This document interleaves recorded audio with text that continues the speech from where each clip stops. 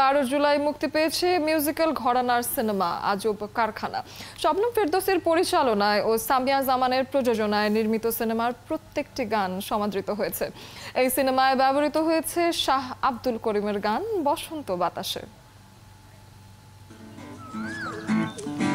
বসন্ত বাতাসে সইগ বসন্ত বাতাসে বসন্ত বাতাসে সইগ বসন্ত বাতাসে বন্ধুর বাড়ির ফুলের গন্ধ বন্ধুর বাড়ির ফুলের গন্ধ আমার বাড়ি আসে সইগ বসন্ত বাতাসে সইগ বসন্ত বাতাসে।